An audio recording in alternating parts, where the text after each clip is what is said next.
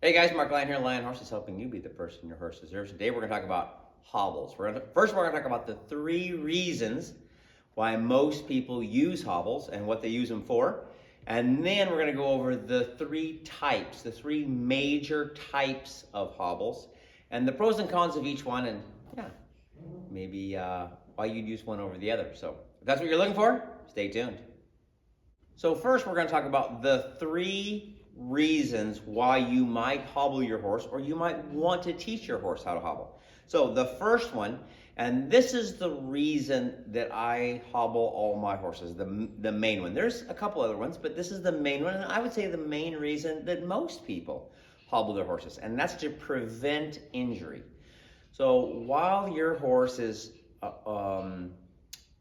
maybe you're not around, and he gets his leg caught in a fence or tangled in a rope or in a piece of wire or whatever somebody leaves laying around, some hay twine. And if they haven't been trained how to respond in that situation, they may panic and they may fight, and that twine or that baling wire or whatever they got wrapped around their legs is going to cut into them, and that can really cause really detrimental effects. It can cause really big vet bills. It could cause them to lose their life. They may have to be put down because they have injured their tendons and their legs so much because they were fighting. So I would say that's the biggest reason why most people teach their horse how to be hobbled, is just in case they would get their legs entangled in something. It could be a fence. It could be they're just pawing at the wire fence and get their foot caught in it. It could be somebody left some baling wire around or some baling twine and they got their feet caught in it, and anything like that. So that's the number 1 reason. Number 2 reason, we're going to call this the packer or the grazing style of hobbling. And what happens, the scenario is you are letting your horse graze for a while. You'll see a lot of guys that pack into the mountains, pack in the backcountry. They will have a bunch of horses and they'll be riding a couple, and then they'll also have a couple of pack animals, and they do not pack enough hay to sustain their animals on the trip. Otherwise they'd have to take a lot more animals, and it's just not very economically feasible. So there's grass back there, but they don't want to have to set up a fence. And so it would be counterintuitive to be able to have to put a hot wire fence all around where they want to graze, and not a good deal.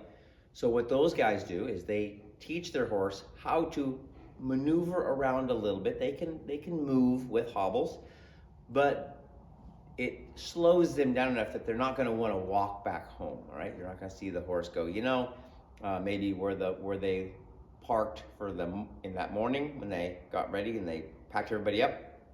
And they go in there the first night.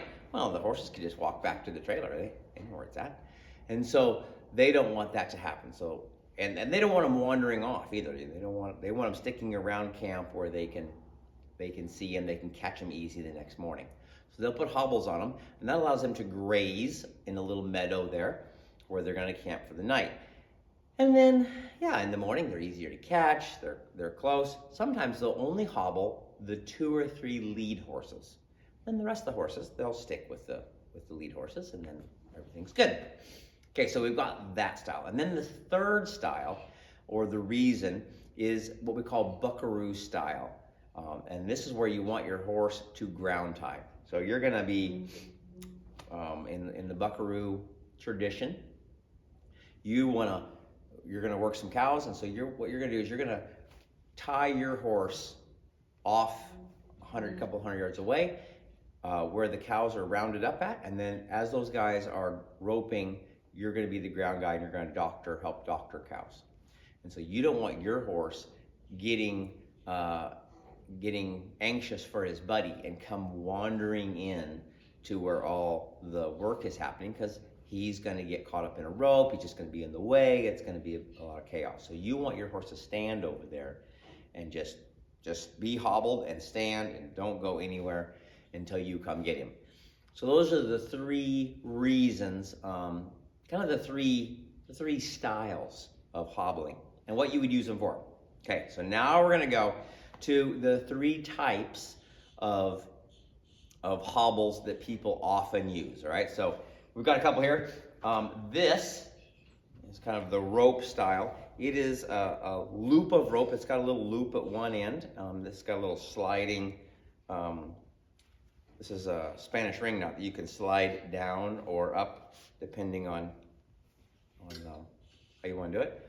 But you're going to stick this over one foot. You're going to wrap it around several times around itself, and then you're going to go around the other foot like that. Okay, and then once you get it, of course, get it around, you're going to slide that down there so that it goes around that knot. This is actually a good friend of mine, Craig Moore. If you don't know Craig, he's a really good guy. He has more horsemanship, and it's a whole lot more. Anyway, he made me this, and so yeah, it's kind of a sentimental to me. So anyway, there's that kind of, and in fact, when I have interns, a lot of times I'll have them make some. If they want to make a set of hobbles, I'll show them how to make that one. It's pretty easy to make. The next set, we have our horse handcuffs. Now, some of them have a buckle on them. Some of them have, they're braided. They have some really nice ones. After your horse gets really used to it and won't test them or struggle with them, they'll have a little rawhide braided one with a little knot on them, really kind of fancy. These are more industrial. They're pretty nice because they've got a little tab with a little spacer in there, and you can just, once you put that through there, locks on there. Nice, easy way to get them on and off. Yeah,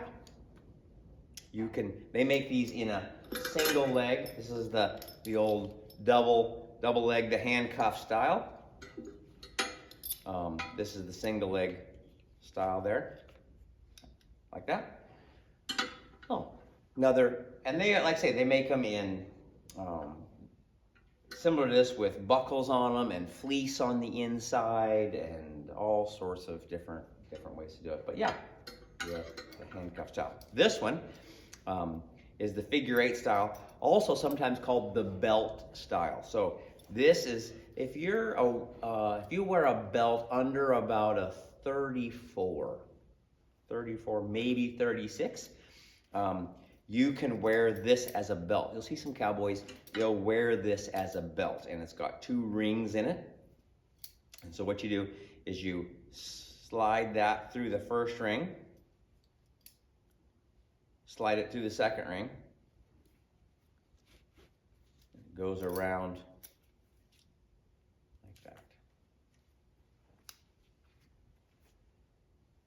So that's also a really good style. I wear other things on my pants besides, my belt carries my holster for my knife and yeah, some other things. And so I actually don't need my belt when I'm riding a horse. I need my belt when I get off the horse. And so for me, it doesn't.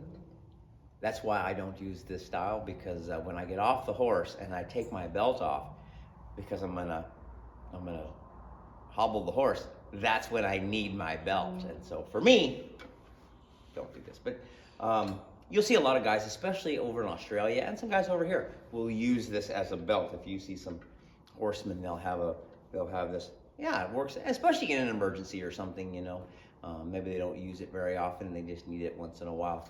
They'll use it because they've always got it on them. So yeah, it's a really cool idea. If you see somebody wearing a belt like this, you go, now he is a horseman. So anyway, those are the 3 types, and then the 3 styles that we're going to use them for. So I'm going to get another video. We'll post a link to it over here that shows how I get my horse ready to be hobbled. Some preparation that enables that horse to have a really good first hobbling, and really teaches him how to customize him to that situation. So anyway, I'll catch you guys later.